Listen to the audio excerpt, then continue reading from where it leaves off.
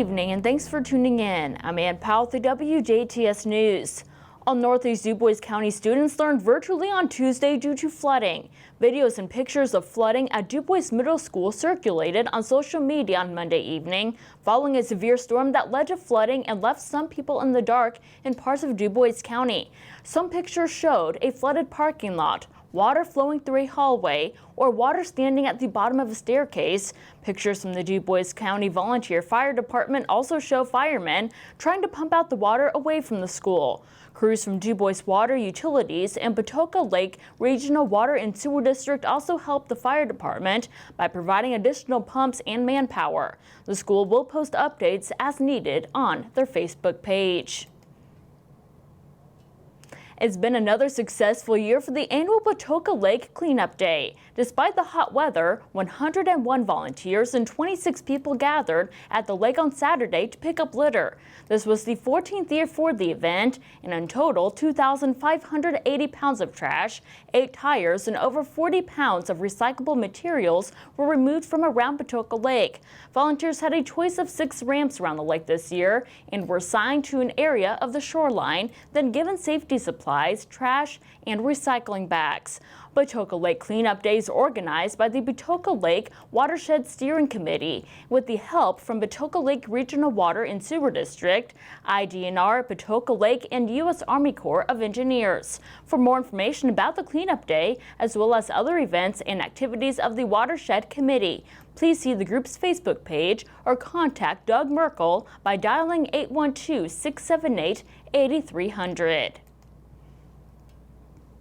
If you've ever dreamed about going to Germany, then this is your chance. The Jasper Partnership Commission is now taking reservations for its 37th anniversary partnership trip, to Germany in the summer of 2022. The trip will represent the formal exchange and renewal of the Sister Cities program between Jasper and Pfaffenweiler, which commenced in 1985. The participants will depart from Jasper on Sunday, June 26th, then fly to Frankfurt, Germany to start their 10-day trip. This next year's trip includes a day cruise on the Rhine River, a tour of the Mercedes-Benz Museum in Stuttgart, a visit of the Hohenzollern Castle, and 5 nights in Pfaffenweiler, as well as participating in the official partnership celebration with Pfaffenweiler. Travelers will return to the U.S. on Tuesday, July 5th. The cost of the trip is $2,950 per person, which does include motor coach transportation in both the U.S. and Germany, airfare, 3 hotel nights, 3 breakfasts and dinners, professional guides, and scheduled activities. Host families in Pfaffenweiler are also available for all travelers. To learn more or to ask questions and to reserve your place in the trip, contact Jackie's Travel at 812-482-7158. A minimum of 30 paying passengers is required. The DuBois County Health Department is helping residents stay ahead of the upcoming flu season. The first drive-through high-dose flu clinic, shot clinic, for individuals 65 and older is on Thursday, September 2nd from 8:30 a.m. to 11:30 a.m. High-dose flu vaccines are covered by Medicare or private health insurance. Participants are asked to approach the health department from the north side, then follow the signs to the health department's newly constructed drive-through at 1187 South St. Charles Street. The best method will be to use US 231 to Division Road and then go south on St. Charles Street. Please have your ID and Medicare or private insurance cards with you. Additional dates and times for these drive-through events will be announced as they become available. If you have any questions, call the DuBois County Health Department at 812-481-7056.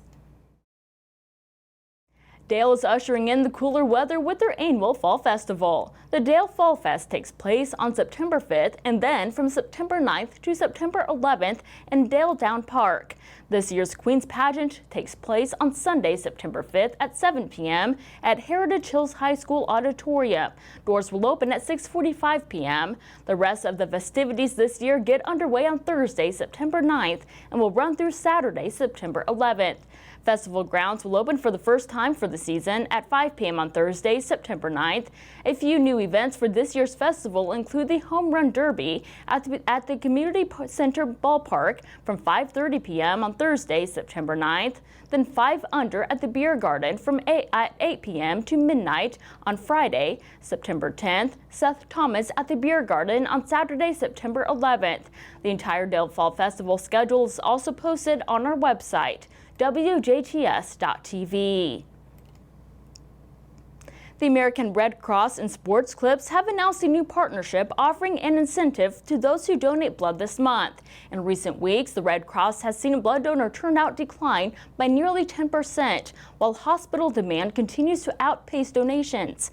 This decline is believed to be due to multiple reasons, including the continued effects of the pandemic on blood drive cancellations and donor availability, as well as back-to-school preparation for many families. Those who come to give blood between September 1st and the 30th will receive a coupon for a free haircut by email several days after their donation.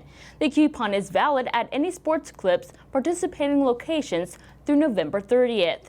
Donors must have a valid email address on record to receive the coupon. And as a thank you, those who give between September 3rd and September 7th will also receive a new 16-ounce Red Cross campfire mug while supplies last. Appointments to donate blood can be made by using the Red Cross Blood Donor app, visiting redcrossblood.org, calling 1-800-RED-CROSS, that's 1-800-733-2767, or enabling the blood donor skill on any Alexa Echo device. A list of upcoming local blood drives is also posted on our website, WJTS.tv. It's important for American citizens to have a basic understanding of how our society and government work. The General Assembly passed a bill a few years ago to help schools teach students these basics and much more. Here's State Senator Mark Messmer with those details. In 2019, the General Assembly passed Senate Enrolled Act 132, which requires Indiana public high schools to administer a free citizenship test as part of the high school curriculum. We require those seeking citizenship in the U.S. to know this material, so it only makes sense that young Hoosiers should take the test and appreciate all that we ask those seeking citizenship in our country to know. The U.S. Citizenship and Immigration Service reports a national pass rate of 91% among immigrants taking the citizenship test. A 2018 Woodrow Wilson National Fellowship Foundation survey found that only 1/3 of American citizens are able to pass the same exam.